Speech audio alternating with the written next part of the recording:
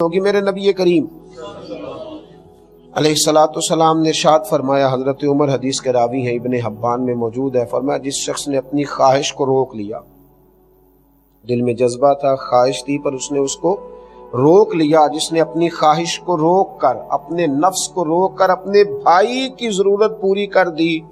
تو محبوب فرماتے ہیں اللہ اتنا راضی ہوتا ہے کہ اس احسان کرنے والے کی بخشش ہی فرما دیتا ہے، رب اسے معاف فرما دیتا ہے، اس کے گناہ معاف کر دیتا ہے کہ میرا بندہ سمجھ کے اس نے اس طرح کا رویہ کیا، میرا بندہ۔ دیکھیں نا، خواہشات کہاں نہیں ہوتی،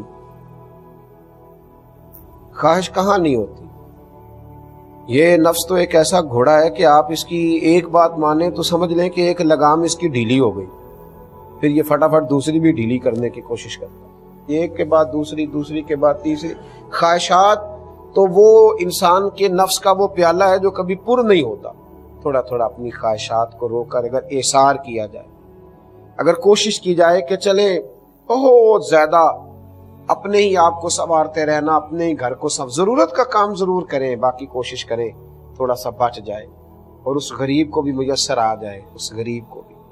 جس بیچارے کے پاس اپنی چھت بھی موجود نہیں، گھر کی صرف اس کو سجانے سنوارنے میں کروڑوں روپیہ لگانے کی بجائے اگر کسی کی جھونپڑی کا بندوبست کر دیا جائے، گاڑی صرف اس لیے بدلنے کی بجائے کہ ماڈل پرانا ہو گیا ہے، اگر کسی شخص کے آنے جانے کے اسکول کے کرائے کا ہی بندوبست کر دیا جائے،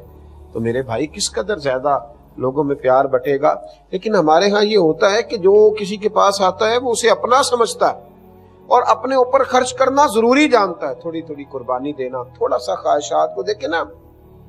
بڑی معروف بات ہے، لیکن کبھی اگر آپ اس کا مزہ لینا تو مزہ بڑا شاندار ہے۔ گوشت جن گھروں میں کم پکتا ہے، جن غریبوں کے ہاں کبھی کبھی آتا ہے، وہاں بڑی لذت سے کھایا جاتا ہے۔ مدینے کے اندر کچھ علاقوں میں غربت تھی، گوشت آئے اور کبھی آئے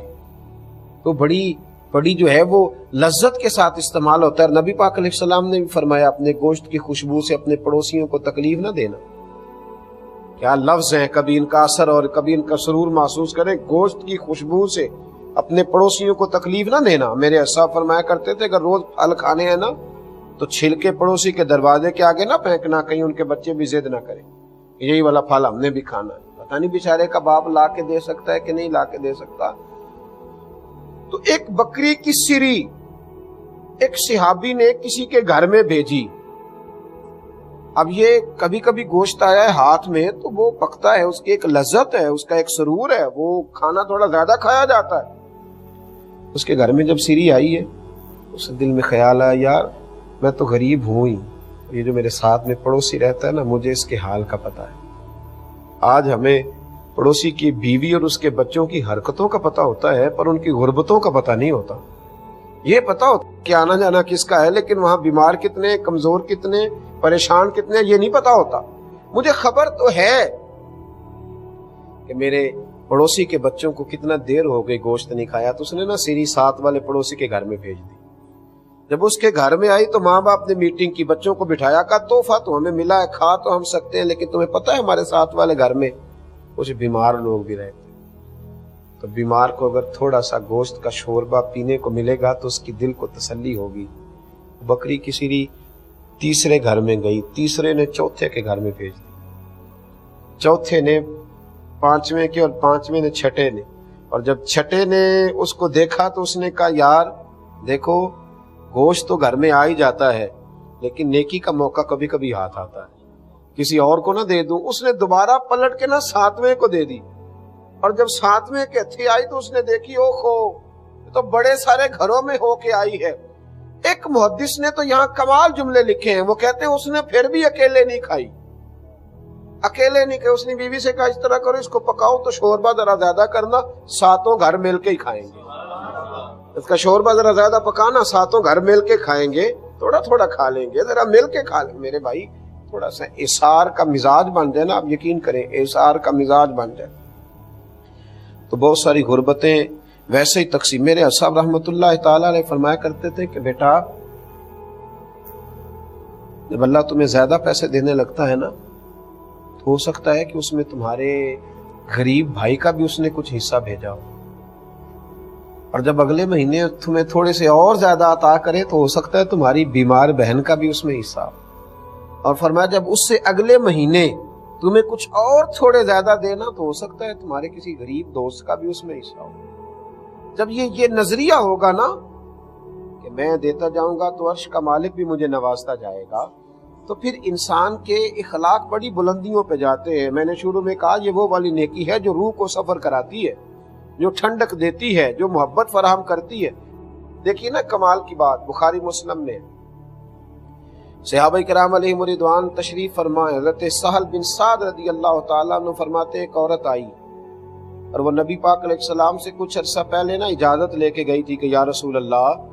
صلی اللہ علیہ وسلم میرا دل کرتا ہے آپ کے لیے ایک چادر نہ بنا کے لاؤں، ایک کرتا نہ بنا کے لاؤں، ایک قمیض وہ بنا کے لائی، اس نے بڑے خوبصورت نقش و نگار کیے، حضور کے لیے بنا کے لانا تھی نا، اس نے بڑی محبت کی، اس نے بڑے پریم سے، بڑی ریجھ سے، بڑی مٹھاس سے، جانے کتنا درود پڑا ہوگا،